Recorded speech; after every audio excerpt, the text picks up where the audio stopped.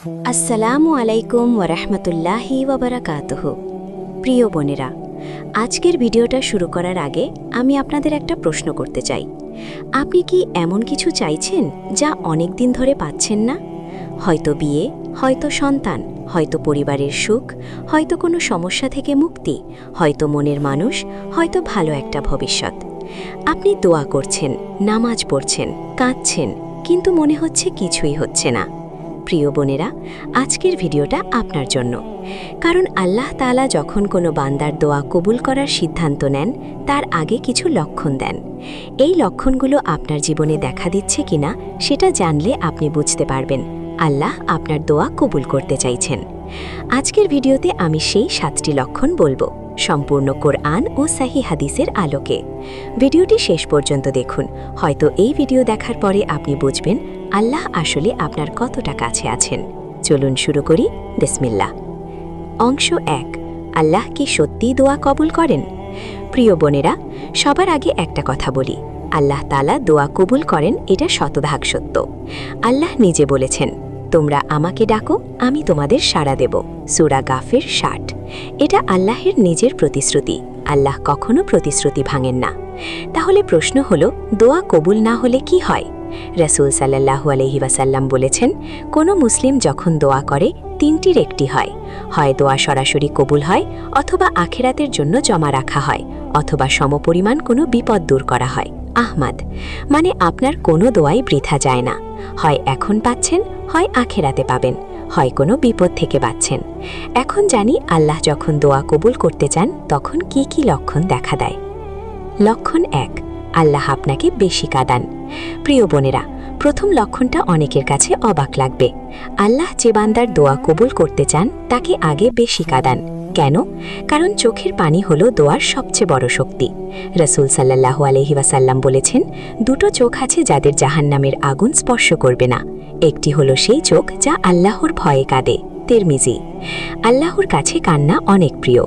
যখন কোনো বান্দা সিজদায় গিয়ে কাঁদেন, আল্লাহ তাকে বিশেষ দৃষ্টিতে দেখেন। প্রিয় বোনেরা, আপনি কি ইদানিং নামাজে বেশি কাঁদছেন, তাহাজ্জুদে কাঁদছেন, দোয়া করতে গিয়ে চোখে পানি আসছে? এটা দুর্বলতা নয়, এটা আল্লাহর রহমতের নিদর্শন। আল্লাহ আপনাকে কাঁদাচ্ছেন কারণ তিনি আপনার দোয়া কবুল করতে চান। রাসূল সাল্লাল্লাহু আলাইহি ওয়াসাল্লাম বলেছেন, যদি কাঁদতে না পারো কাঁদার মতো ভাব করো। ইবনে মাজাহ। তাহাজ্জুদে যান, সিজদায় বলুন, ইয়া আল্লাহ, তুমি আমার কষ্ট জানো, আমি কাঁদছি শুধু তোমার জন্য। লক্ষণ 2, আল্লাহ আপনাকে ইবাদতের দিকে টানছেন। প্রিয় বোনেরা, দ্বিতীয় লক্ষণ, আল্লাহ যখন কারো দোয়া কবুল করতে চান তাকে ইবাদতের দিকে টানেন। হঠাৎ করে মনে হয় নামাজ পড়তে ইচ্ছে করছে, কোরআন পড়তে ইচ্ছে করছে, তাহাজ্জুদে উঠতে ইচ্ছে করছে। এই টান কোথা থেকে আসছে? আল্লাহর কাছ থেকে। আল্লাহ বলেছেন, যারা আমার পথে সংগ্রাম করে আমি অবশ্যই তাদের আমার পথ দেখাবো। সূরা আনকাবুত 69। আপনি যখন ইবাদতের দিকে ঝুঁকছেন, এটা আপনার একার চেষ্টা নয়, আল্লাহ আপনাকে টানছেন। এবং যাকে আল্লাহ নিজে টানেন তার দোয়া কবুল হওয়া কি দূরের কথা? প্রিয় বোনেরা, আপনি কি ইদানিং ইবাদতে মন বেশি লাগছে, তাহাজ্জুদে উঠতে চাইছেন, কোরআন পড়তে ভালো লাগছে? এটা আল্লাহর পক্ষ থেকে সংকেত তিনি আপনার দোয়া কবুল করতে চাইছেন। এই টানকে কাজে লাগান, আরও বেশি ইবাদত করুন। লক্ষণ 3, আল্লাহ আপনাকে কষ্ট দিচ্ছেন। প্রিয় বোনেরা, এই লক্ষণটা শুনে হয়তো অবাক হবেন। কষ্ট পাওয়া কি ভালো লক্ষণ? হ্যাঁ, অবশ্যই। রাসূল সাল্লাল্লাহু আলাইহি ওয়াসাল্লাম বলেছেন, সবচেয়ে বেশি পরীক্ষায় পড়েন নবীরা, তারপর নেককাররা, তারপর তাদের নিকটবর্তীরা। মানুষকে তার দ্বীনের শক্তি অনুযায়ী পরীক্ষা করা হয়। তিরমিজি। আল্লাহ কাকে পরীক্ষা করেন? যাকে ভালোবাসেন। এবং রাসূল সাল্লাল্লাহু আলাইহি ওয়াসাল্লাম আরও বলেছেন, মুমিনের যে কোনো কষ্ট, এমনকি একটি কাঁটা ফুটলেও আল্লাহ তার বিনিময়ে গুনাহ মাফ করেন। বুখারী ও মুসলিম। আপনি কি এখন কষ্টে আছেন? এই কষ্টই আপনার সবচেয়ে বড় সম্পদ। এই কষ্টের সময়ে আল্লাহকে ডাকুন, তিনি সাড়া দেবেন। লক্ষণ 4, আল্লাহ আপনার মনে তার কথা বেশি আসাচ্ছেন। প্রিয় বোনেরা, চতুর্থ লক্ষণ, আল্লাহ যখন কারো দোয়া কবুল করতে চান তার মনে আল্লাহর কথা বেশি আসে। হঠাৎ করে মৃত্যুর কথা মনে পড়ে, আখিরাতের কথা মনে পড়ে, নিজের গুনাহের কথা মনে পড়ে। আল্লাহ বলেছেন, যারা ঈমান এনেছে আল্লাহর স্মরণে তাদের হৃদয় শান্ত হয়। সূরা রাদ 28। যখন আল্লাহর কথা বেশি মনে আসে, এটা আল্লাহর পক্ষ থেকে বিশেষ রহমত। তিনি আপনাকে তার কাছে টানছেন। এবং যে বান্দা আল্লাহর কাছে আসে আল্লাহ তার আরও কাছে যান। রাসূল সাল্লাল্লাহু আলাইহি ওয়াসাল্লাম বলেছেন, আল্লাহ বলেন, বান্দা যদি 1 বিঘত আমার দিকে আসে আমি 1 হাত তার দিকে যাই, সে যদি 1 হাত আসে আমি 2 হাত যাই, সে যদি হেঁটে আসে আমি দৌড়ে যাই। বুখারী ও মুসলিম। অন্তর্করণ। লক্ষণ 5। আল্লাহ আপনার মধ্যে তওবার অনুভূতি দিচ্ছেন। প্রিয় বোনেরা, 5ম লক্ষণ। হঠাৎ করে অতীতের গুনাহের কথা মনে পড়ছে, মনে লজ্জা লাগছে, মনে হচ্ছে আল্লাহর কাছে মাফ চাওয়া দরকার। এই অনুভূতি কোথা থেকে আসছে? আল্লাহর কাছ থেকে। রাসূল সাল্লাল্লাহু আলাইহি ওয়াসাল্লাম বলেছেন, নিশ্চয়ই আল্লাহ তাআলা রাতের শেষ তৃতীয়াংশে নিচের আকাশে নেমে আসেন এবং বলেন, আছে কি কেউ যে তওবা করবে? আমি তার তওবা কবুল করব। বুখারী ও মুসলিম। তওবার অনুভূতি আল্লাহর রহমতের নিদর্শন। আল্লাহ আপনাকে পরিষ্কার করতে চাইছেন, কারণ পরিষ্কার পাত্রে উত্তম জিনিস রাখা হয়। আপনার দোয়া কবুলের আগে আল্লাহ আপনার অন্তর পরিষ্কার করতে চাইছেন। প্রিয় বোনেরা, এখনই তওবা করুন। বলুন, ইয়া আল্লাহ, আমি পাপী, আমার সব গুনাহ মাফ করো, আমার অন্তর পরিষ্কার করো।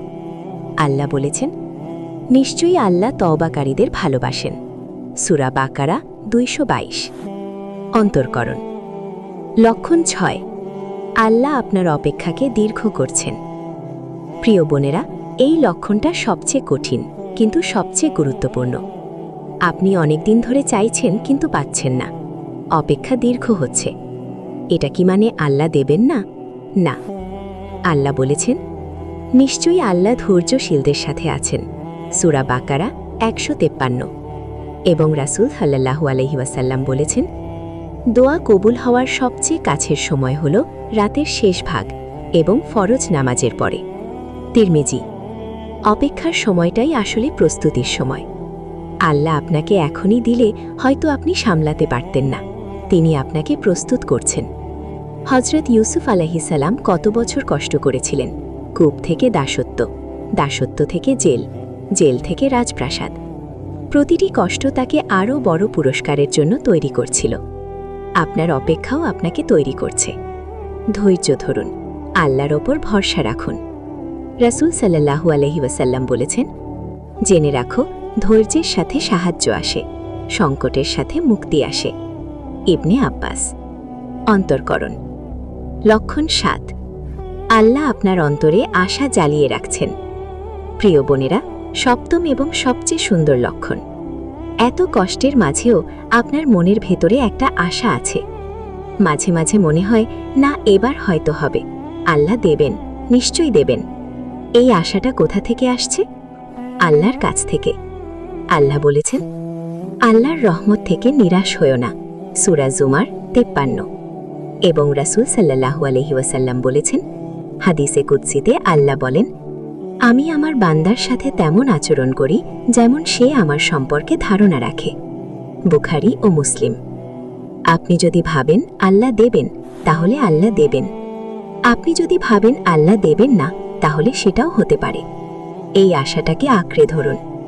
আল্লাহর উপর ভালো ধারণা রাখুন। মনে মনে বলুন, আল্লাহ আমাকে দেবেন, তিনি আমার দোয়া শুনছেন, তিনি সঠিক সময় দেবেন। অন্তর্করণ। বিশেষ দোয়া ও আমাল। প্রিয় বোনেরা, দোয়া কবুলের জন্য এই আমালগুলো করুন। আমাল 1।